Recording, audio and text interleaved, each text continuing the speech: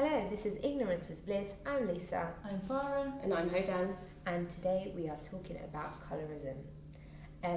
Girls, why are we talking about colorism?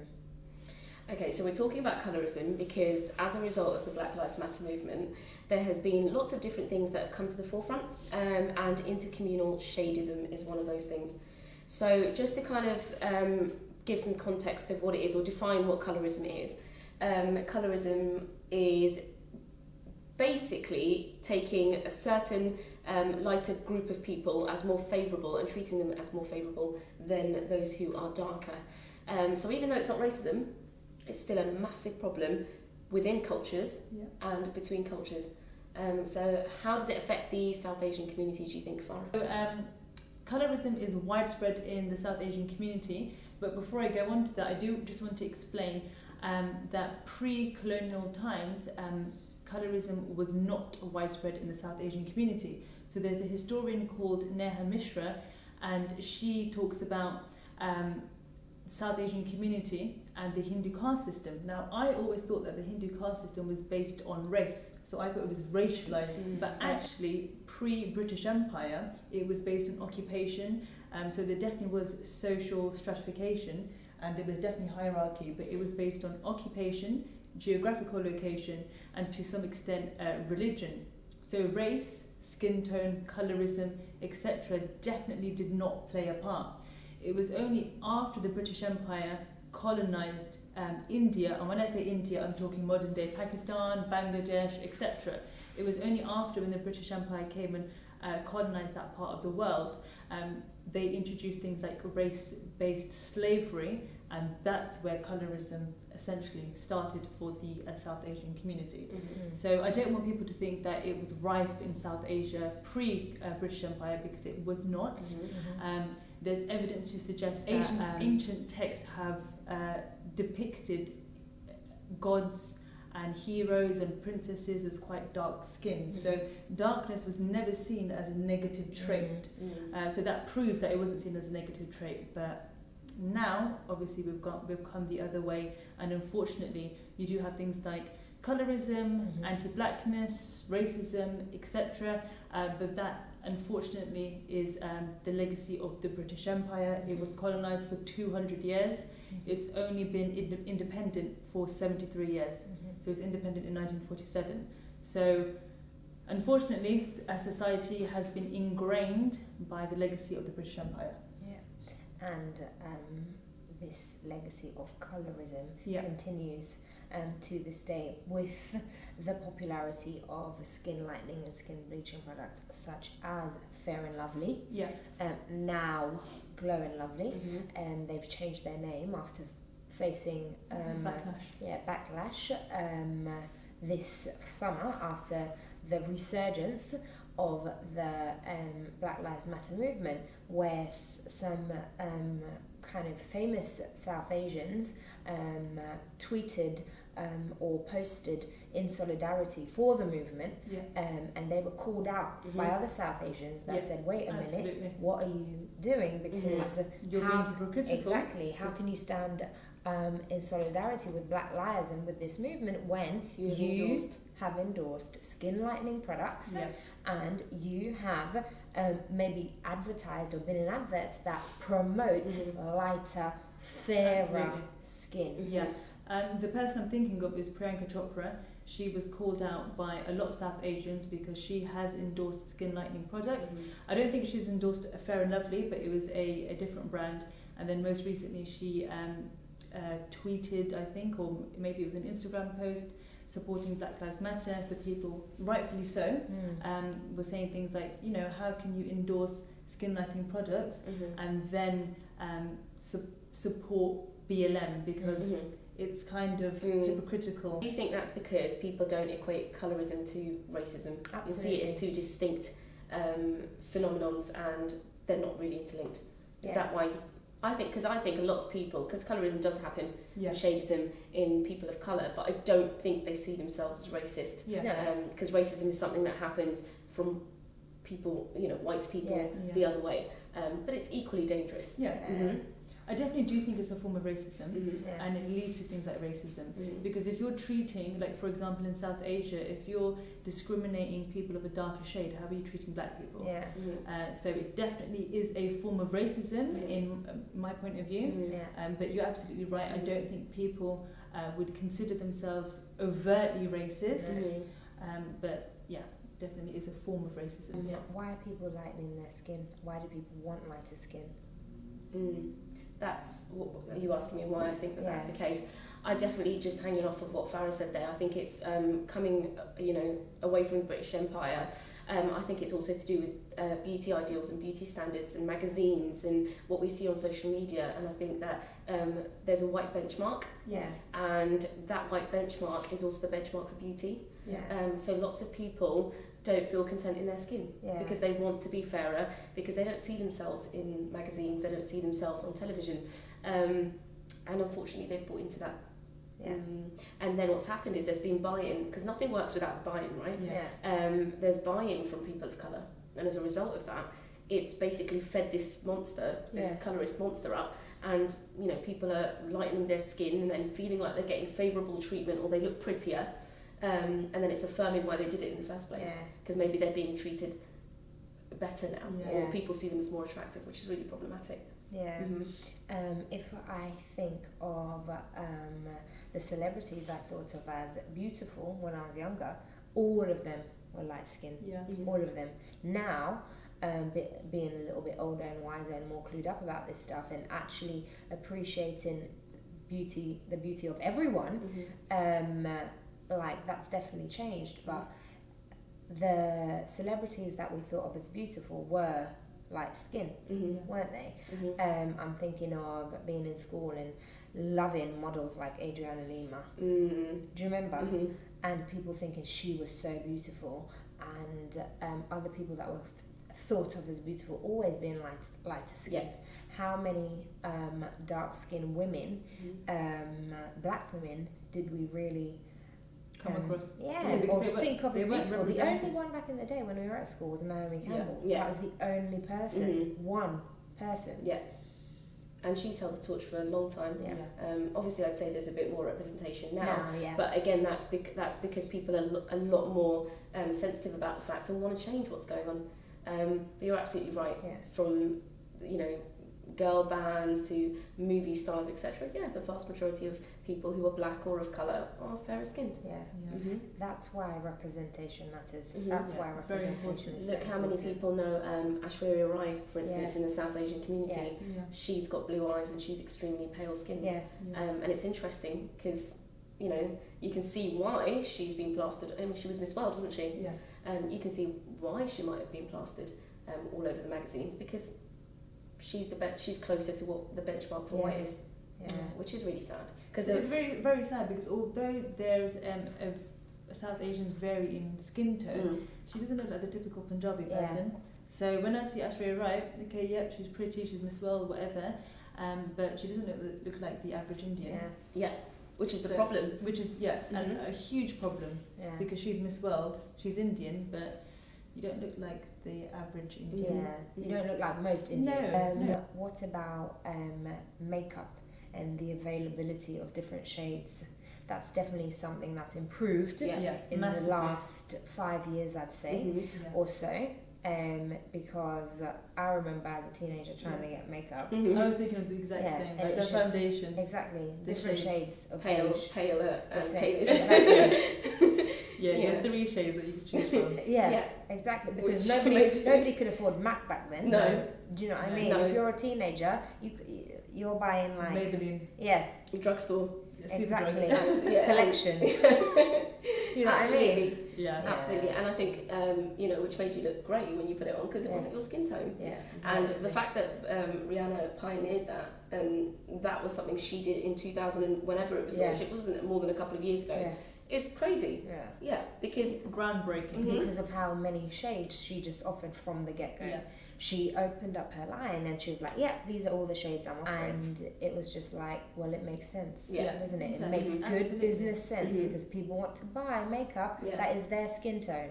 So I feel happier in it and more comfortable in it. Exactly. Because if you're wearing foundation that's not your skin tone, and you're looking, I don't know, darker or lighter, you're not going, well, I know I definitely wouldn't feel comfortable. I'd want to wear something that's my skin tone. Yeah. Well, you touched on darker. I think there's a definite group of people who might try to kind of appear darker, whether it's through self-tanning or through wearing makeup that's a little bit darker. I'm talking obviously about the massive tanning industry. What do you guys think about that in comparison? Do you think, we talk about colorism, but is making the skin darker, and lots of, you know, for example, white people will do that. Is that an issue? Is that the same issue? Or do you think these are incomparable issues? I think it's a different issue. Yeah, me too. And it's, for instance, if we're talking about skin lightening and skin bleaching, you are using chemicals then to actually change the colour of your skin to become whiter. When you're tanning, and there's a dark history behind that. Exactly. Like you said, from the caste system or colonialism, whatever it is, from pushing the white standards of beauty all the time. But also, people, I would say, I've never done it, but I would say people that lighten their skin or bleach their skin want a permanent result. Absolutely. Don't they? Yeah. They're looking to change their skin tone permanently. Yeah. Whereas people that tan, I feel like it's a bit different. They understand that it's a do you know what I mean? People might tan for a night out. Yeah. You know what I mean? You might want that glow or whatever it is. Exactly. You don't want to look a different race. Yeah, absolutely. And it's also not seen as in the same way. Yeah. Is it? Isn't it? No, absolutely. Nobody thinks you're nobody thinks you hate yourself because you're tanning. But that is the tagline that comes with it when black people do it, or people of colour. Because I do see it as internalised racism when people are using skin lightening and skin bleaching products. Yeah, absolutely. That's what I think it is. But I don't think of that when I see white people tanning. I don't think, oh, you hate yourself. I don't think that. And as Farah was saying, that's probably because of the dark history behind why people are skin bleaching. And there hasn't been an assault on people of paler skin. And I say assault because it kind of is. It's like a bombarding of images that are just constantly just not what some people look like and will never look like. And that's what's forcing them to feel as though they've got to lighten their skin. And I don't think there's that same pressure for white groups. And you, as a white person, you haven't gone into the shop, into Boots or whatever, or any other beauty store, and looked for a shade and not found it. You haven't gone in to look for your skin colour foundation or whatever and not found it. That is, I've never heard white people speak about that, you know. Whereas you've heard it in every conversation. Every conversation I've had with people of colour, if you talk about makeup, people always talk about how, oh, what shade do you use? People talk about mixing, you having to get the right, you know.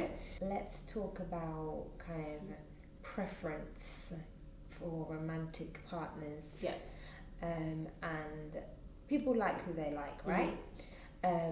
But there has actually been studies done in the UK, I'm talking about, and I was reading this in Afro Hirsch's book, British. She talks about the fact that the men that are more likely to date outside of their race in the UK are black men. Other races usually date within their race, and black men, if they are dating outside of their race, are dating white women. Do we think that's got anything to do with colorism? Is it related or not? Something else going on there? I can't speak for every individual black man, because I think that's no, you can't do that because there are variables, right? But I'm gonna stick my neck out and say there is a reason behind that. Because if you're saying, or if there's a preference for a skin tone that doesn't look like your own, and we know all the history behind it as well, that's coming from somewhere. Whether or not it's unconscious or conscious, that's coming from somewhere. And I think it's problematic if you won't be with someone who is of your skin tone or darker. I think that's a problem. And I have been told by a mixed race guy before that I'm pretty for a brown girl. I've been told that. Yeah, that's not cool. So, and I know that other women of colour have heard things, very similar things, which is Like the default is that brown girls, black women aren't beautiful. Mm-hmm. So for you should feel proud that somebody's told you, like, wow, oh, you're the exception. Mm-hmm. So it's just so disappointing a statement like that, because it's like, do you know what you're saying? Yeah, and also you've bought into a system that's meant to oppress you and people that look like you and people that look like me, and you're casually telling me that I'm pretty for a brown girl. That's no. Yeah, and this guy generally thought I would be happy with that statement. Yay, yes. Oh, thank you. No. You know what I mean? No. That's not cool. Please don't ever say that to a girl if you're trying. Like, that's not gonna work. That's not a good pickup line, guys. That's going to do the opposite. Yeah. Especially in the climate that we're in right now, you're going to look a bit of old-fashioned. Yeah. I think. But I think this is the thing as well. Now, language is changing, and I think now people will recognise that as a bit cringe, and you might feel a bit like, oh, if someone says that, you might be like, oh, okay. Because it is silly. I mean, we're talking about celebrities who've outwardly said that they don't want darker skinned black women in their entourage, in their VIP areas, and they are black men, African American men, but black men nonetheless. We're talking Kanye West, and Chris Brown. That's so disappointing. Come on. And they've got black families, they are black themselves, and black people come in lots of different shades, and so do people of colour. So to say that you don't want a specific group of women near you, with you, at a party because of their skin tone, I think is such a letdown. Yeah. It's colorism, but it's also sexism, isn't it? Yeah. Because now we're bringing in does it matter? I put it to you guys. Does it matter if it's women or men, or do you think the shadiest issue, colorism, affects women more than men? Definitely. I think it definitely affects women more than it does men, because it's all about beauty and what's considered beautiful, isn't it? And men aren't held to that same standard of beauty as women are. Women are supposed to be beautiful, right? That's one of the roles we're supposed to have in the world, beautiful for men. So that's why I think it is an issue that affects women more than men. I'm not saying that men aren't affected by it at all. But women are more negatively affected. Exactly. If you think about gender roles, a man's role is to go out and work. Exactly. Female is to sit at home and look pretty, look after the kids. And you'd hit the nail on the head just then when you said women are more negatively affected by it, because if you think of how men are affected by colorism, I feel like most of the time it's a banter thing, like light skin behaviour, and how light skinned men might behave, and it's a bit of a joke, funny haha type and actually thing. We talk about shadism, but in preference of skin tone, it's usually that black men, it's fine if they're dark. It's actually probably the desired. Most lighter skinned black women, or black women in general, don't have a problem with going for darker skinned black men. Probably actually their preference. So it's the light skin issue really hits women hard. The same in South Asia as well. If I think about people that are struggling to find partners, spouses, etc., it tends to affect women more than men. So men, it's okay for them, they can marry light-skinned women, dark-skinned women, etc., although they would prefer to marry light-skinned female. But for the women, if you're dark-skinned, it's a bit of a tricky one there. Like, we all watched an Indian Matchmaker, didn't we? And the amount of time, someone should do a count on that. The amount of times the word fair was used by SEMA, which was the matchmaker. As a criteria. In a potential match. For me, when I watch things like that, it also surprises me, to be fair, because obviously I feel like South Asian diaspora, the mentality is very different to people actually back home. So even when I was watching it, I thought, wow, she's said fair-skinned about 4 times now. And the criteria that those individuals had, it was, again, usually the mum looking for the son that said light-skinned, fair-skinned, etc. And I don't recall the females having that same criteria when looking for a male spouse. As far as the Somali community goes, I think colorism is a individual choice, and I'm not going to say it doesn't happen, because I think individuals make a choice to be colourist or have colourist preferences, and I do think it affects women negatively more than men. But the reason why I'm saying it's an individual thing is there is so much variation in families, in Somali families, in terms of skin tone, from very, very dark to very, very light, and they're all part of one family, same mum, same dad. But it's almost made it really difficult to be colourist, because you don't get a collection of light families and dark families because that's what creates the difference. Like, we are all light, those people are all dark. So I'm really thankful for that, actually, and I think that's part of the reason why colorism isn't a huge deal in the Somali community, not culturally anyway, but I definitely still think it's an individual problem. Like, I know that there are guys who probably will have a preference for lighter skinned women, for sure. But again, that's not something we're taught culturally or something we hear in the home, because it's really difficult to hear that in the home when you've got children. A mother is not going to say colourist comments to her children. Well, one of them is really dark, and one of them... You say that, but in the South Asian community they do. Because really? In the South Asian community, skin tone is varied massively. Like, for example, Pakistan, we border Afghanistan, we border China, we border India, etc. So yes, there are very light-skinned people. If we think about the KPK province, very light-skinned people. I'm talking like Imran Khan, the Prime Minister, Malala Yousafzai, etc. And then if you look at Punjabis, where we border India, like my skin tone, so the skin tone does vary. So yes, it's completely normal for a family to have a range of children that look slightly different when it comes to skin tone. But will parents make comments? I think they would, like, stay out of the sun. Like, little things, like stay out of the sun. But is that also because it affects their marriage prospects? Whereas in Somali culture, no one's not going to marry you because you're dark. It doesn't stretch that far. But not only, but the thing is, it doesn't only affect your marriage prospects, but also if you're light-skinned, you're seen as a bit more superior, you're seen as a bit more wealthy. It's a status thing. Is that because people that are in a higher caste tend to be light-skinned? But like I said before, the caste system was never racialised. It was only racialised when the British Empire came over. So I did say previously, Hindu gods, heroes, princesses, etc. in ancient texts were depicted as dark-skinned. So dark-skin was never seen as a negative trait. It was only when the British came over they impacted South Asian society. So why is lighter skin considered more superior than status-wise? Because think about the British Empire and the slave masters and how they would treat the slaves and how they would treat the Indian population. So if you were light-skinned, you would be treated a little bit better than someone who was dark-skinned. Like I said, there is a historian called Nehemiah. She is fascinating, some of the stuff she's spoken about, and she has made reference to things like how slave masters would treat slaves, but also the Indian population. So when they needed a workforce, they gave the better jobs to the lighter-skinned Indians. So they created a bit of an alliance with the light-skinned Indians.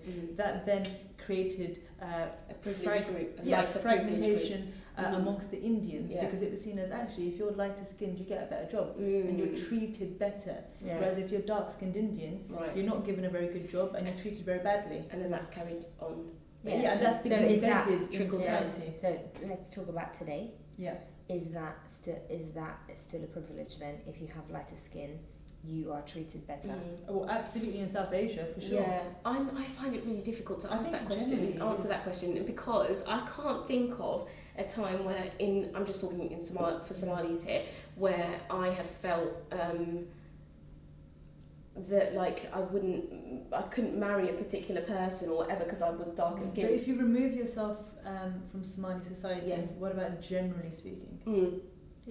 Outside of that, in UK society, I think definitely. I think I definitely feel like I've had a certain level of privilege having the skin tone that I have, because I'm seen as, I think, rightly or wrongly, as less threatening than somebody than a black woman with darker skin. And I think that is such a massive misconception that people have. Because you're closer, I'm not saying you are, but the closer to the white benchmark.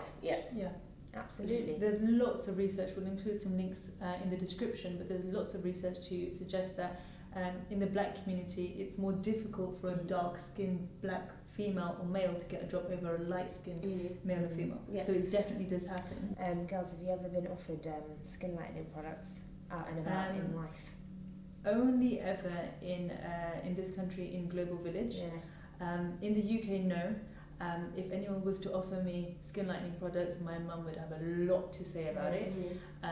So in the UK, no, but I was in Global Village very recently, last year, with my sister, and I was going to one of the sort of sectors. They've got lots of little country stalls and stuff, and I was in Africa, and as I was walking, a lady sort of grabbed my hand, and she put what is it called? It was like lotion, but when you scrub I know it, it's I've had the same experience. What's it I called? don't know. When you put it on your skin, it creates a flaking that seems like your skin. And it makes your skin super smooth. But the lady said to me, it's exfoliating, isn't it? Yeah, it's exfoliating. But the lady said to me that if I put this all over my body, I'm going to be whiter. And she used the word whiter. And my sister just started laughing straight away because she found it hilarious. And I just said to the lady, no, I'm okay. No, I don't want it. No, thanks. And then she sort of compared my two hands, and it was lighter. I didn't know why it was lighter and how it was lighter because she literally put it on for 30 seconds. And I just said to her, no, I'm not interested. But she obviously thought I needed it, and obviously thought that I would buy it if she said it would make me whiter. So that kind of made me a bit sad. But I guess that's how she entices Did her it bias. make it sad for you, or did it make you sad for you, or sad for her that she thought that was a good thing to be lighter? I was more sad for her than for me, because I don't really care. I just thought it was like, okay, cool. Like, my sister was laughing about it, but I just thought, wow, you must be talking to a lot of people, saying the same speech to them, and actually getting them to buy this product, which is actually really harmful for them. I don't know what's in this product. I don't know why it's making you whiter in 30 seconds. There's obviously some chemicals in there. There's obviously something in there, because I've had that same experience. And the fact that she was just so open about it, I just thought, wow, that's a bit weird. I've got an example, just one actually that I can think of.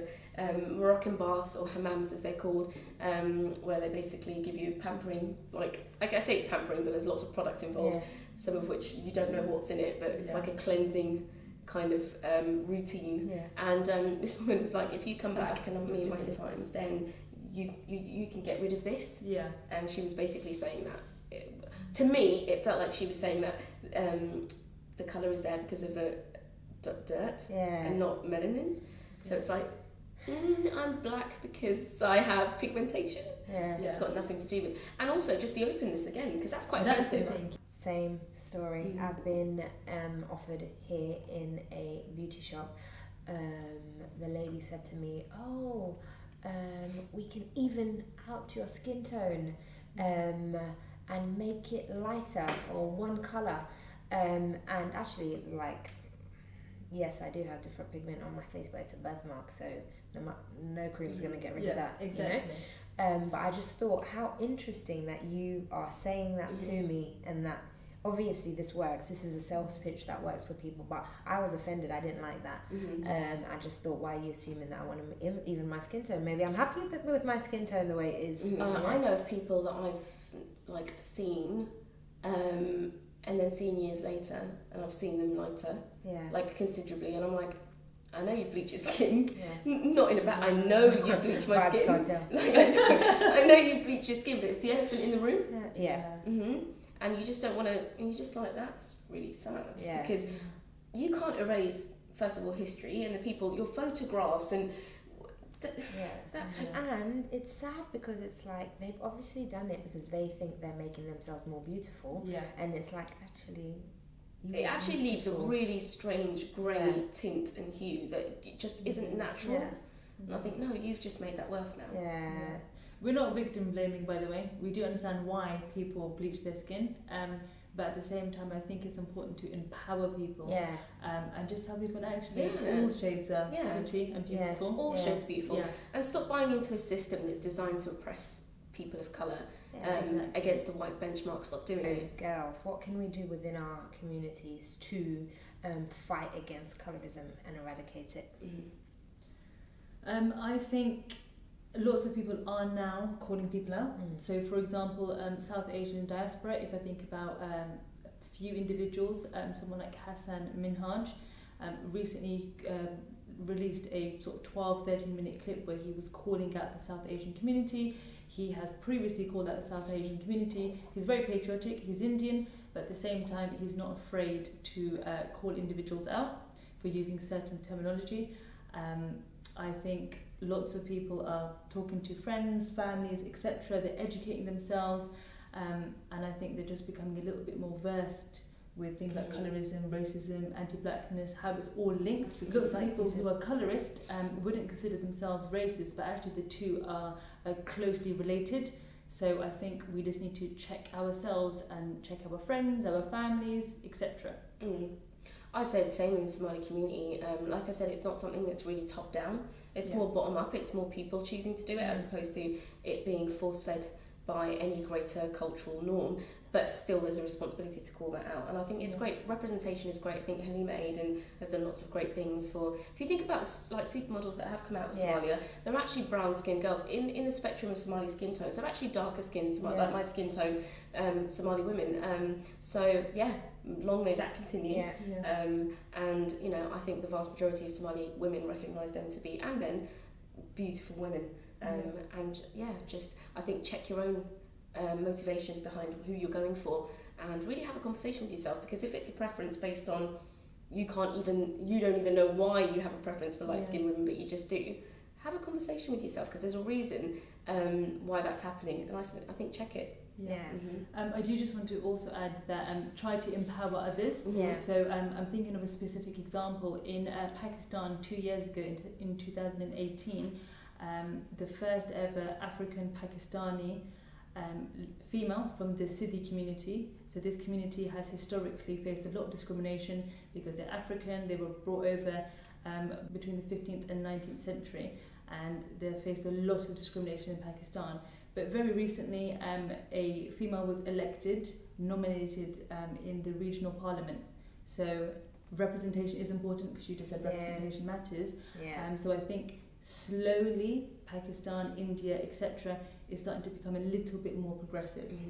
It's obviously not enough because it's one person representing an entire community, step in the right direction. It's something for now. Representation does matter, and I like to see on TV now more representation of strong black female lead, actually having black women in lead roles on these shows, whereas usually if you had a black woman, it'd be the best friend or the backup dancer. Exactly, somebody that had a minor role. So I think people like Issa Rae are doing a lot to make sure that we've got positive representations. Thank you for watching our video, and please let us know what you think, and what can we do as individuals to call out colourist individuals? What can we do to tackle things like anti-blackness, racism, Shadism. Shadism. We'd really like to hear your opinions on this one.